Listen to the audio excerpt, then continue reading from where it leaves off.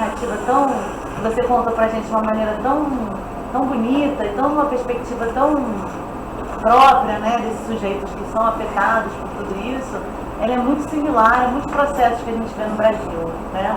Então, acho que essa interlocução África-Brasil, nesse contexto, me parece muito profícua, né? E quando a gente está falando, então, de conflitos da natureza, a gente está falando de conflitos por terra, né? Os debates, né, que é uma coisa ignorada nos debates sobre conservação. Então, eu queria marcar isso, porque eu acho que isso é uma questão que aparece muito evidente em todas essas falas, né, que é a questão da disputa territorial, que é ignorada na dimensão dessas políticas, né, nas retóricas, nos discursos, mesmo nos debates científicos e políticos, né, é uma dimensão totalmente ignorada, assim, né, e todas as situações indicam conflitos territoriais. E é muito contraditório, porque são conflitos territoriais supostamente promovidos por políticas de conservação que tendem a ter uma carga, um valor positivo na nossa sociedade, como alternativa, né, ao aquecimento global, à emergência climática e tal, mas é muito contraditório, porque acaba criminalizando as práticas daquelas comunidades, daqueles sujeitos que, no fundo, foram aqueles responsáveis pela conservação dessas áreas. E é isso que a gente vê. Onde tem parque, sempre tem alguma comunidade, algum povo que foi responsável por manter a conservação dessas áreas, sabe? Isso é uma coisa assim, que a gente vê também em várias áreas do Brasil, mais vê, né? É essa questão de que justamente aqueles grupos que conservaram que passam a ser criminalizados quando vem a presença de um parque, né? E, na verdade, o modelo desse modelo de conservação é, na verdade, uma forma de manter a continuidade do sistema, que eu acho que a Paula trouxe muito bem, a questão do capitalismo, que às vezes a gente esquece, a gente fala sobre o antropoceno, a gente fala que todos são debates muito importantes, né? Mas a gente acaba esquecendo do capitalismo, que eu acho que isso é uma coisa muito importante que a Paula trouxe, né? Enfim, então, as unidades de conservação foram criadas no mundo todo a partir dessa concepção de modelos de turismo, né, inicialmente lá nos Estados Unidos, elas são algo que se reproduziu no mundo inteiro, essa lógica que, na verdade, tem esse contraponto da conservação para garantir contra o aquecimento global, como uma forma, né, mas que tem a ver com o modelo de turismo, isso no caso da Thelma ficou muito claro, é muito evidente, né? Ou essa coisa do RED, do crédito de carbono, que também é um conflito muito contemporâneo, um problema muito sério, que começa na Amazônia, mas que se vai espalhar no Brasil todo, né? A gente sabe, né? Enfim, então eu acho que parece irônico pensar, né, como que esse modelo de conservação, que ainda perdura, né, e é apresentado como alternativa aos problemas ambientais, termina, então, criminalizando aqueles grupos que são os grandes responsáveis pela conservação, né? E aí uma questão específica para a Thelma, assim, que me chamou a atenção, porque você terminou a sua conclusão falando, a gente viveu o mundo do antropocentrismo, agora a coisa dos animais são mais importantes que as vidas humanas. Eu fiquei pensando aqui, até comentei com o Felipe, será que são os animais que são mais importantes? Ou é o que se pode ganhar a partir o homem, ou o que se pode ganhar a partir da exploração comercial desse modelo de que os animais são mais importantes que os humanos, entendeu? A exploração comercial, que é uma coisa humana também. Então são comentários, assim, para contribuir para o debate. Professora, muito obrigada.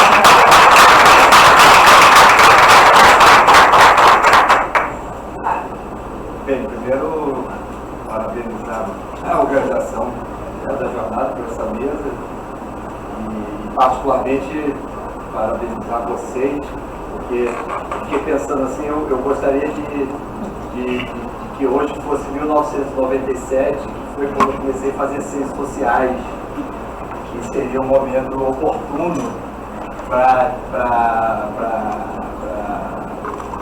desfazer, né, uma série de conceitos, de formulações do pensamento da maneira como nós somos habituados a elaborar, né, porque as exposições de vocês elas realmente provocaram um curto-circuito, uma verdadeira tsunami mental, né, porque permite, em grande medida, vida provocar uma enorme turbulência da compreensão do mundo. Né? Primeiro que ontem a gente até conversava no bar, né, sobre a questão da dimensão da nossa representação, sobre aquilo que a gente não vê. A gente tem uma ideia, inclusive na própria antropologia, da observação como um objeto primeiro, né, da compreensão dos fenômenos, e há fenômenos que não são visíveis. Até ela escreveu etnograficamente, né, o caso dos dois grupos étnicos, né, no qual empiricamente se demonstrou, né, que a dimensão da relação daquilo que não é visto, daquilo que não é perceptível aos olhos, né, ele desempenha um papel fundamental na gestão da relação daquilo que nós chamamos de natureza, né, tal, faria sentido inclusive defini-la como tal, com seres humanos, entre os dois grupos que disputavam o território e que de fato a relação com esses seres não vistos, né? Gostei muito da ideia do não humano, a crítica da Koala, né? Que não é o não humano, que é uma outra coisa, mas que ele pertence à dimensão daquilo que faz a vida. Não é uma coisa que ela tem a ver com espiritualidade, né? Que nós vemos como espiritualidade.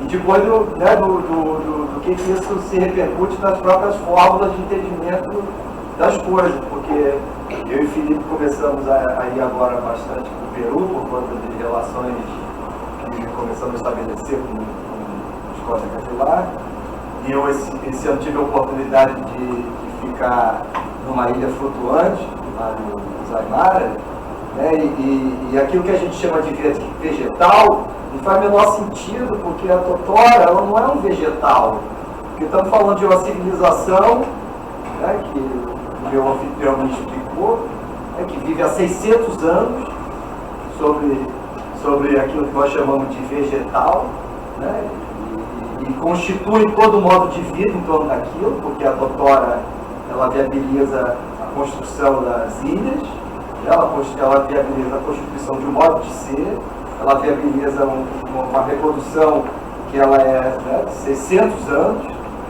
os aimaras e os quechas estão ali no lago de Titicaca há mais ou menos, né, esse período, que subverte o conceito de vegetal, porque o vegetal não é morto, né? Pelo contrário, aquilo que está a vida, né? E que nesse sentido a mesa ela nos interroga, né, sobre a necessidade exatamente de nós subvertermos os conceitos, né? Porque nem Spinoza, nem Nietzsche, nem Guattari e Deleuze vão dar conta de tratar isso que vocês abordaram, né? E em certa medida essa mesa ela nos leva a uma grande e efetiva reflexão, né, sobre como desconcertar os conceitos, né, e de como a gente operar sobre outros pontos de vista e perspectivas, né, porque eu fiquei pensando aqui, Sérgio Ricardo, né, porque o petróleo ele é o sangramento de Pachamama, né? O petróleo é o sangramento de Pachamama, e aí não sei se isso tem fundamento geológico, né, mas certamente, né, o petróleo é o sangue, ele é o sangue, os metais são, né, os ossos de Pachamama, da terra, da Pachamama.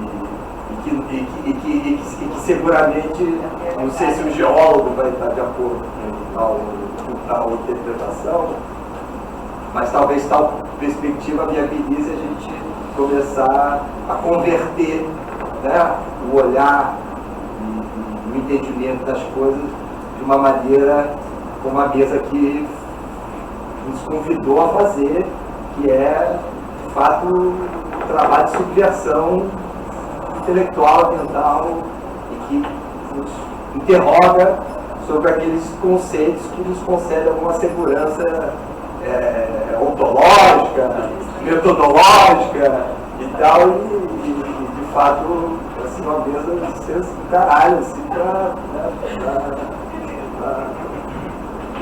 fazer o pensamento da cambalhota. Sensacional, né? Sensacional. Professor Flávio, eu gostaria de agradecer o seu comentário. Não, só agradecer o comentário dele, dizer para ele que a gente só precisa ser aceito as nossas teses, né? Eles não aceitam o jeito que a gente escreve. Aqui certamente Eu queria falar também, agradecer, em primeiro lugar, a vinda da Comal, de Pelotas, especialmente para a jornada. Já fiz esse agradecimento, mas volto a fazer novamente aqui, porque o objetivo dessa mesa era justamente trazer essa potência que são os alunos indígenas do PPGA. E temos uma ausência, infelizmente não foi possível a aluna Xavier vir. Essa mesa foi pensada também com ela, então eu queria também mandar aqui essa lembrança, né, fundamental, porque ela defendeu a primeira dissertação de mestrado no programa, sendo uma aluna indígena. A Débora esteve na banca, e a mesa seria Koala, Sérgio, Bruna e Daniela.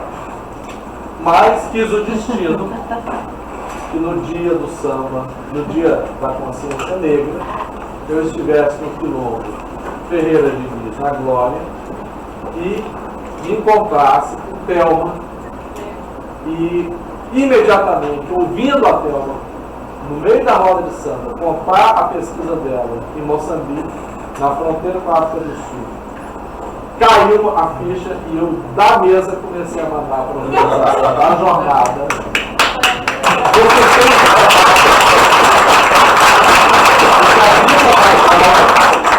Possibilita um encontro entre dois colegas de ciências ambientais da Rural que nunca tinham se visto. Um encontro transnacional sobre problemas que afetam diferentes grupos étnicos no Brasil, na África Austral, que a gente tanto lê na antropologia, nos trabalhos da Escola de Manchester, de Gluckman, de Turner, e que continuam efetivamente a produzir uma série de problemas na relação entre grupos étnicos, estados nacionais, concepções excludentes que ainda herdam uma série de perspectivas coloniais nos estados nacionais, porque é disso que nós estamos falando, né? E que colocam para populações tradicionais uma série de problemas, de conflitos, que são muitas vezes conflitos importados, conflitos e ameaças que são impostas a partir de limitações e de tutelas coloniais na contemporaneidade, que se reproduzem nos estados independentes, seja na África, seja no Brasil. Então, o convite para a Thelma, eu queria agradecer a organização da jornada por ter acolhido, porque eu sabia que ia dar liga, como deu, e o resultado é esse. Então, é só um comentário, porque para mim foi muito bom que vocês pudessem ter acolhido a vinda dela, porque além da perspectiva transnacional, ela também traz a vinda de outra área, que é as ciências ambientais, e a vinda de outra universidade, que é a universidade talvez com quem a gente tem a maior distância na região metropolitana, não só física, mas também distância em termos de relações, que é a Universidade Federal Rural do Rio de Janeiro. Então, muito obrigado.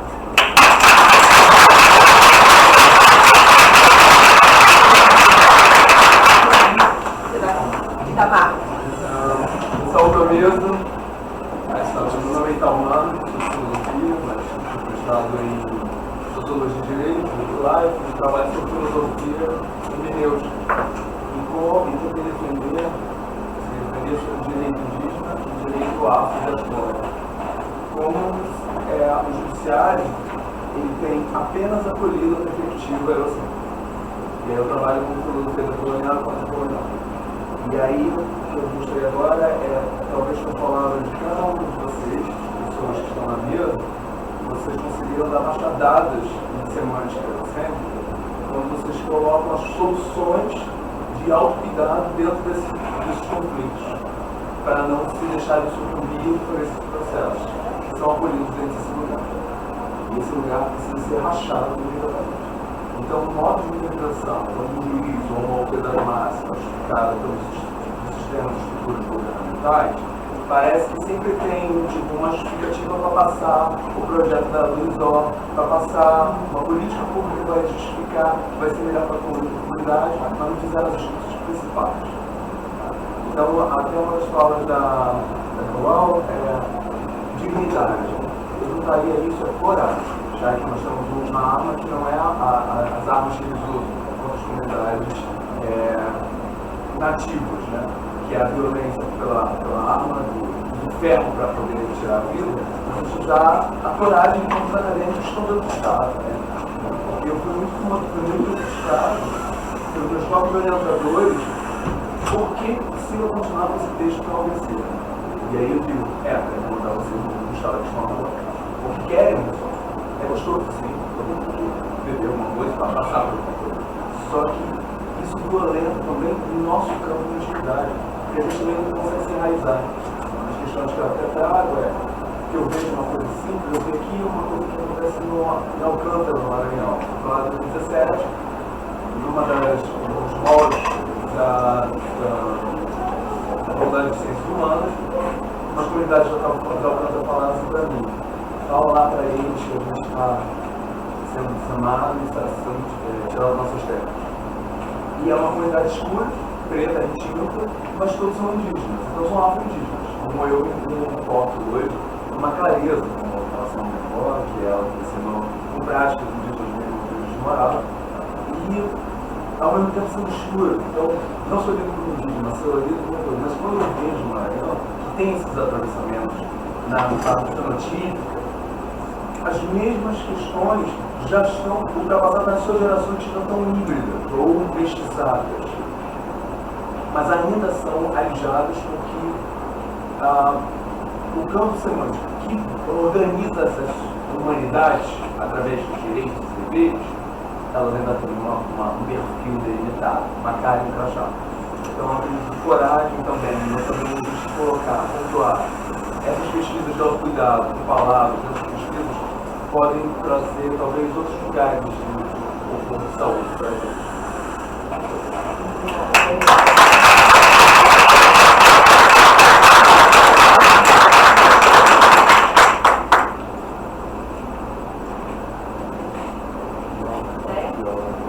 Então, vamos mandar uma apresentação de uma desconexão.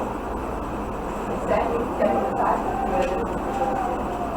Então, eu também me emocionei e acabei pulando uma coisa que eu acho importante, quero voltar. Então, quando eu estava falando daquele momento, né, da chamada decadência econômica do Rio de Janeiro, meados dos anos 80, eu também identifico, assim, tem a ver com a questão da obra também, do professor amador, o geógrafo da FRJ, fundador do Movimento Bahia Viva, que não por acaso essa decadência econômica do Rio de Janeiro, que nos trouxe a uma das metrópoles mais desigual do país e talvez do mundo, ela coincide com o sacrifício ambiental das Bahias, principalmente da Baía de Guanabara. Esse processo está se dando nesse momento exatamente na Baía de Sepetiba, que você tanto atuou e atua. Ontem estávamos aqui, Adriano, Lino, e enfim, essa expansão ilimitada da indústria do petróleo aqui no estado do Rio de Janeiro. Então, e aí eu estava aqui, lembrei de uma questão que me chamou muita atenção, que foi o seguinte: houve um momento, antes desse ciclo dos mega empreendimentos industriais e imobiliários, né, houve uma eleição aqui no estado do Rio de Janeiro que me chamou muita atenção. Houve um evento no Teatro Municipal. E a FIRJAN, a Federação da Indústria do Rio de Janeiro, ofereceu um programa econômico para a redenção econômica do estado do Rio de Janeiro. Acho que isso é 2000, depois que tiver interesse eu dou as referências, inclusive acho que eu tenho até esse documento. E por incrível, o que me chamou a atenção, que a notícia do dia seguinte, era que todos os candidatos a governador da direita, a extrema-direita ainda não estava com o seu rosto público, e dezenas de deputados federais, estaduais, assinaram este documento. Esse documento previa a siderúrgica TK-CSA, que Débora fez um livro belíssimo. Eu soube aqui, cheguei aqui, o Berucão falou, mas você está dentro do livro da Débora, um livro muito todo, como um dos personagens. O Porto do Açu, do Eike Batista, que se apropriou 90 hectares, tirando os agricultores que estão lá há um monte de tempo. Tudo isso são pessoas que existem, gente. Que a antropologia e as outras ciências precisam apoiar. São lutas que elas não acabaram. Eles botaram o corpo, as pessoas estão lá. De forma, derrubando a casa dos agricultores. A LLX da Ilha da Madeira, também do Eike Batista. Agora, esse fim de semana, 2 vazamentos de óleo. Arrebentar a Ilha da Madeira, um lugar para os pescadores, um lugar ancestral. Um manguezal e tudo. Se um pescador tira um pé de pau para fazer um remédio, é crime ambiental. Mas as grandes indústrias. A Aracruz Celulose, que a Aracruz tinha sido condenada, inclusive a fazer a reconversão ecológica lá, o ministro era o Tasso Genro, e o Sérgio Cabral, na época, o resultado desse programa foi a eleição do Sérgio Cabral ao primeiro governo, um acordão com quase todos os partidos, com raríssimas exceções, e a vinda da Aracruz, que estava impedida de se expandir a monocultura de eucalipto para o Rio de Janeiro, com financiamento de 1 bilhão da mídia. Formamos aqui a Rede Alerta com o Deserto Verde, fizemos a audiência na Alerta, 500 pessoas para você mudar os guaranis, os quilômetros. Então, houve um processo riquíssimo de resistência a esses mega empreendimentos, outras coisas, Angra 3 e outras coisas. Um conjunto e essa expansão que era também a vida do pessoal. Então, o Rio de Janeiro é o laboratório do capital por esse modelo do mega empreendimento. O resort não é à toa, não é só esse resort. Tem resort previsto para as dunas do Peró, e quem estuda essa área diz que é uma raridade, um tipo de duna, um tipo de vegetação. Resort no Mangue de Pedra, só tem 3 mangues de pedra no mundo, um deles é aqui em Búzios. É um conjunto de mega empreendimentos. Eu cheguei a escrever, eu tenho um monte de coisa sobre isso aí que está pela internet, eu tenho as informações. Eu acho que isso é uma questão. Por que quase todas as forças políticas no Estado do Rio de Janeiro acordaram em torno de um único projeto, num Estado como o Rio de Janeiro, conhecido por tambor cultural do Brasil, referência, etc. E esse projeto é esse projeto que está de norte a sul do Estado do Rio de Janeiro, matou muita gente, está matando, contaminando, pescador doente, um monte de gente doente, e está provocando essa desigualdade, essa pobreza no nosso Estado. Isso não trouxe riqueza material para a população, trouxe para outros setores. Então, isso é uma coisa que eu pulei aqui, que eu também me emocionei, que isso era uma questão. Isso tem a ver com a sua pergunta, Beto. Eu considero que houve, sim, aí não é os anos 70. Nos anos 70 eu nasci em 68. Eu disse que é o ano que não acabou, enfim, o mundo estava... O que eu vivenciei foi a partir dos anos 80. A meu ver, houve uma mercantilização do movimento ecológico. É um fenômeno onde o Fábio deu uma fala muito interessante, às escuras, inclusive, faltou luz, né? Da universidade, quando você falou da revista científica, como esse modelo editorial foi capturado, né? Essa burocracia, a pasteurização, até com a publicação dos nossos artigos, foi capturado pelo neoliberalismo. Isso aconteceu também com a ecologia. E aí, essas leis, esse sistema de unidade de conservação do Brasil, o SNUC, a própria lei de crimes ambientais, que só criminaliza as populações tradicionais e outros grupos. Na lei de crimes ambientais, uma das coisas que eu fui falar com a Marina na época foi: Marina, meus amigos grafiteiros da Zona Norte, grafitar virou crime ambiental pela 9605. E outras práticas, né, que eu considero como uma prática cultural. E outras coisas. Então, essas coisas todas. Então, como sair dessa enrascada? Não tem jeito, nós temos que virar um pouco de neurônios pelos avessos. juntos, né? E é isso. E, assim, então é isso assim que eu queria falar. Eu concordo com a Débora, a professora Débora. Tudo isso é conflito territorial. Hoje eu quase não escrevo essa coisa do conflito socioambiental. Nós temos que dar nomes. Ontem alguém falou, vamos dar o nome certo aos conceitos.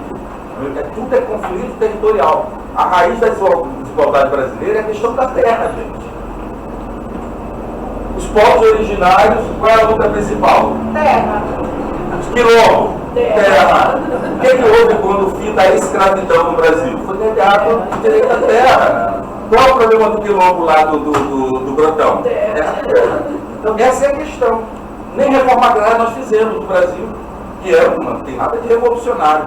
E vocês já perceberam que nas últimas décadas a reforma agrária saiu até do programa das esquerdas, na eleição presidencial?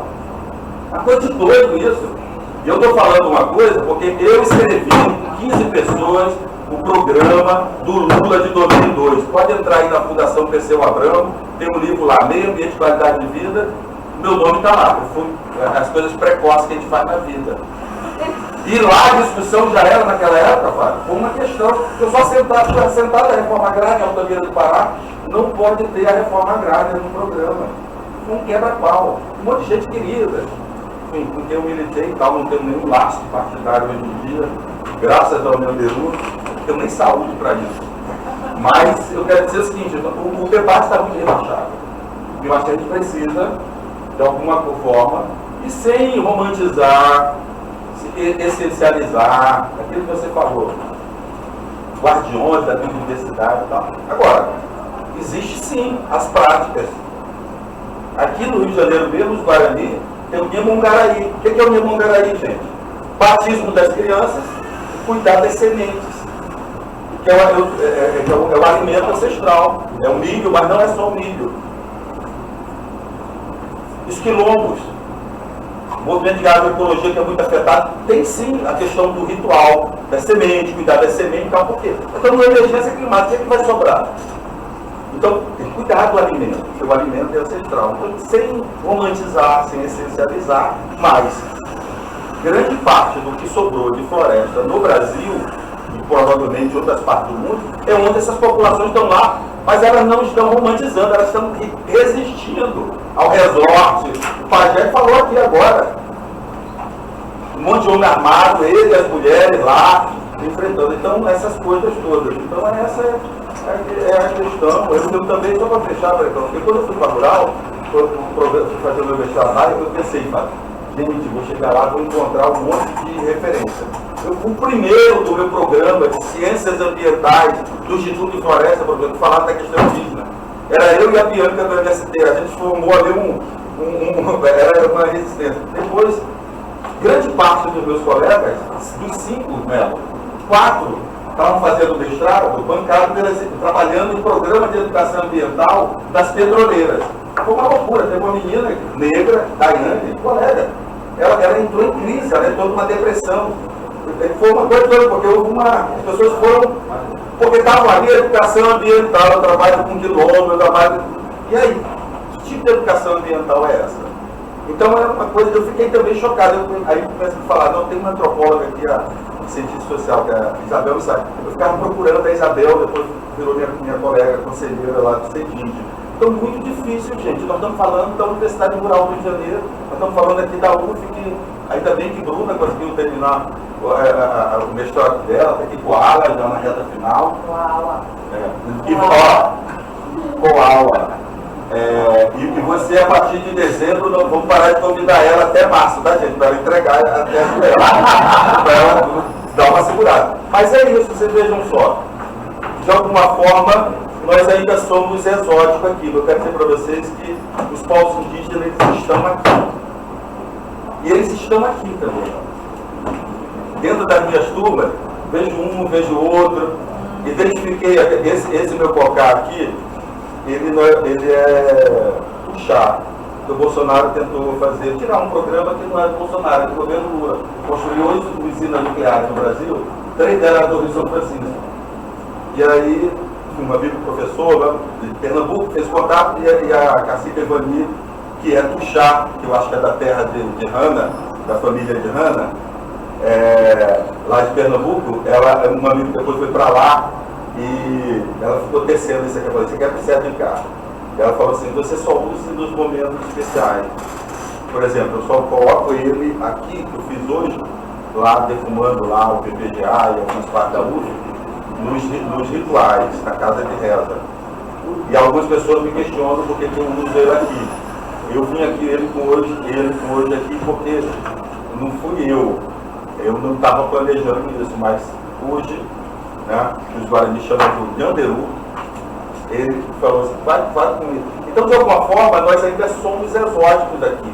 Mas, na verdade, não é isso. É porque nós perdemos essa ancestralidade. Às vezes você é negro e você fala que você não é negro. Você é pardo. Não é o pardo, o pardismo.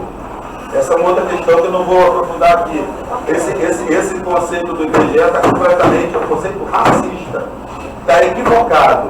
Só foi ter uma mudança mínima do que nós discutimos com o IBGE no meio da pandemia. E a disseram o seguinte, Melo, para fazer o que vocês querem, mudar a metodologia do IBGE, vai custar 32 milhões de reais. O governo Bolsonaro não vai aceitar isso. E só houve 2 alterações. Depois, quem quiser interesse, eu escrevi sobre isso, pode explicar.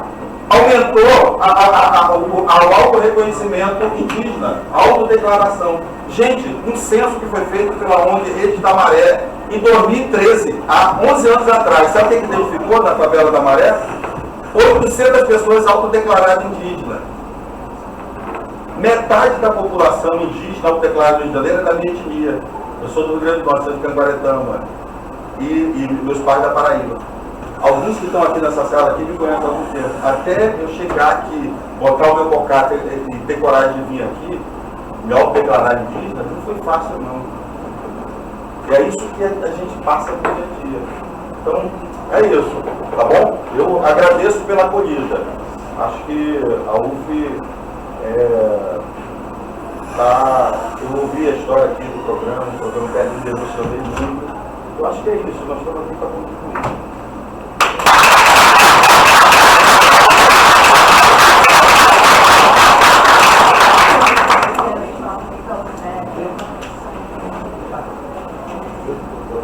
Boa tarde, novamente. Vou responder à professora Débora quando ela questiona se realmente os animais estão sendo valorizados.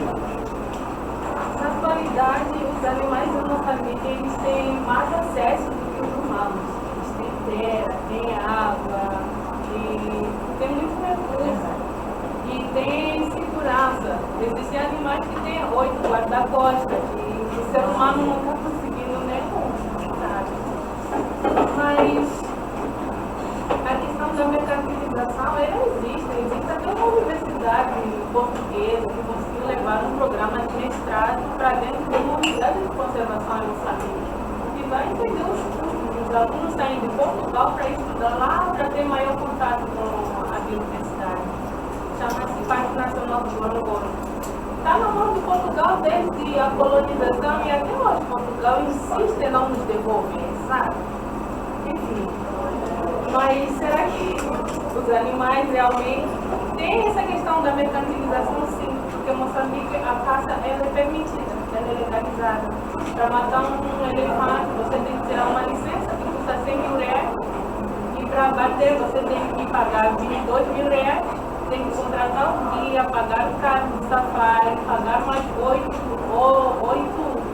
guias que vão contigo para fazer o abate. Então, esse tipo de turismo muito elitizado está presente, e essa comercialização da vida animal também está. Então, seu posicionamento também está correto, não é só pela vida do animal. O animal gera realmente um hábito. Agora, se essa questão está sendo ignorada, eu não concordo que está sendo ignorada. Eu acho que cabe a nós entender que a questão não está sendo ignorada e a resposta que eles estão dando para a gente é essa: vocês não existem. Eu quero a Amazônia, mas eu não quero os humanos que estão debaixo da Amazônia. Então, a resposta está aí. Então, eu não vejo esse tipo de questão ter sido ignorada politicamente. nem politicamente, nem a nível científico, porque a própria academia ela também foi sequestrada pelo capitalismo. E a gente tem que aceitar que tem coisas que não é